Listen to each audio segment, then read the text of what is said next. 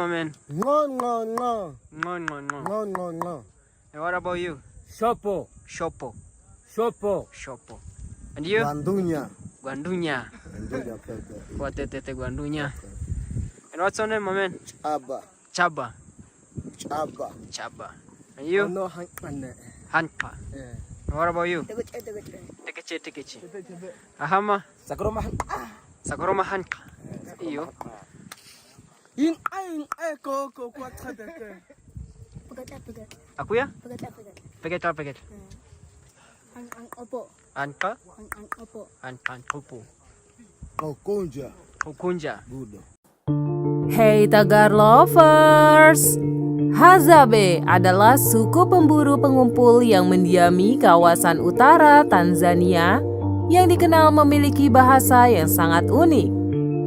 Suku Hadza berbicara menggunakan bahasa yang dikenal sebagai Hazani, sejenis bahasa yang menggabungkan antara klik, letupan, dan suara yang sangat unik. Sehingga bahasa ini sangat sulit untuk ditiru bahkan dipahami kecuali oleh anggota suku itu sendiri.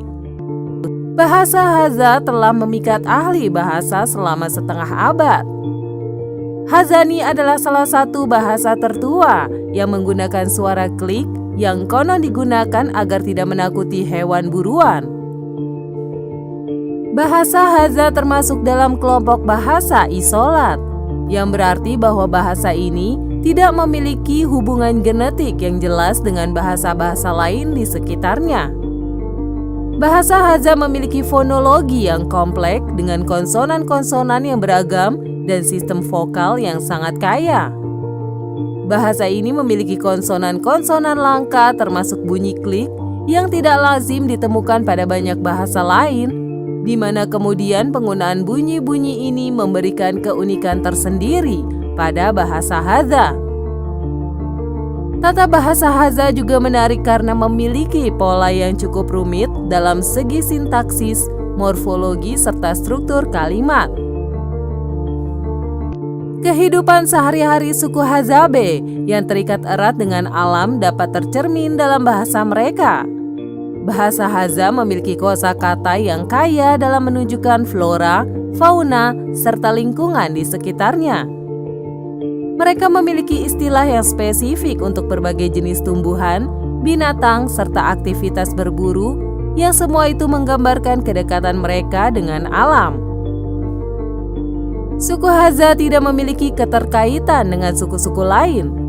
Menurut salah satu catatan lisan, suku Hadza masa lalu mereka terbagi menjadi 4 periode, yang masing-masing didominasi oleh budaya yang berbeda. Bahasa mereka pernah diklasifikasikan dengan bahasa Khoisan karena memiliki klik. Tetapi karena tidak terdapat bukti bahwa mereka memiliki keterkaitan bahasa Hadza, dianggap sebagai bahasa isolasi.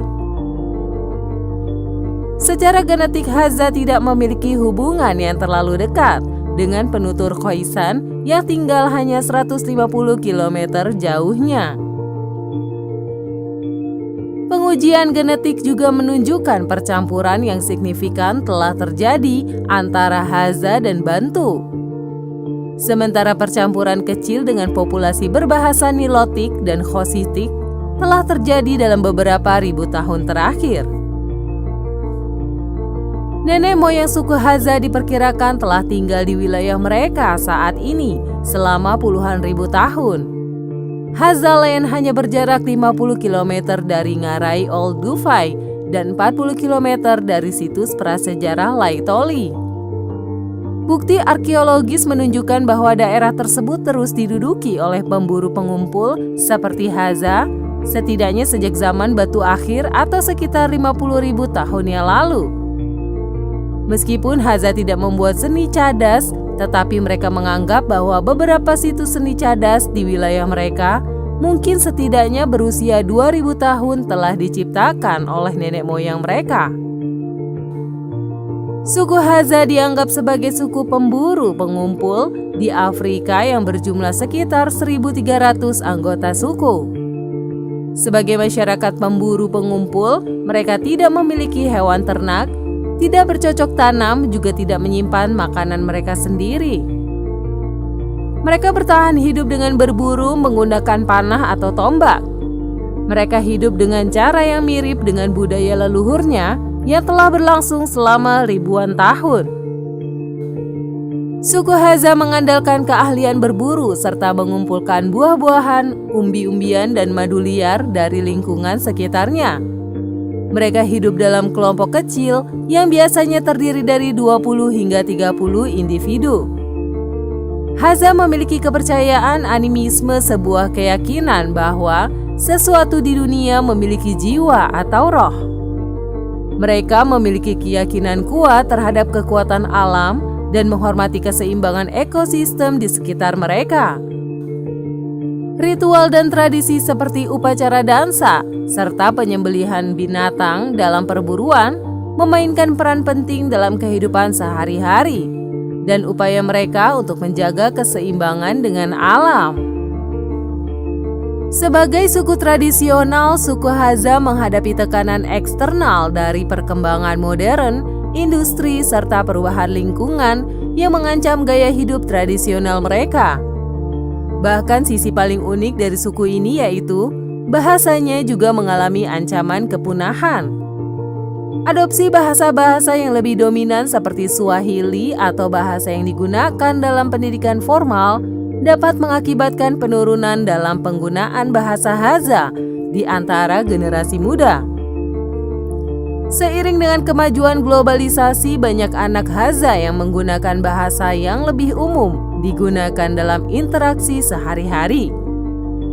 Di samping itu, program pendidikan yang menggunakan bahasa-bahasa mayoritas atau resmi dalam proses belajar mengajar bisa mengurangi penggunaan bahasa Hadza di lingkungan sekolah. Kurangnya dukungan untuk pengajaran bahasa Hadza di sekolah menyebabkan generasi muda kurang terampil atau kurang tertarik untuk menggunakan atau mempertahankan bahasa ini. Bahkan dengan semakin banyaknya anak-anak suku Hadza yang dikirim ke sekolah, membuat mereka kehilangan kemampuan untuk bertahan hidup seperti nenek moyang mereka. Kendati demikian, suku Hadza berusaha mempertahankan budaya mereka sekaligus menyesuaikan diri dengan perubahan zaman untuk bertahan hidup. Meskipun bahasa Hadza menghadapi ancaman, tetapi tetap ada upaya yang dilakukan oleh anggota komunitas, aktivis budaya, dan kelompok pelestarian bahasa untuk mempertahankan bahasa dan budaya suku Hadza. Itulah informasi seputar suku Hadza. Tetap nantikan pembahasan lainnya dari kami ya.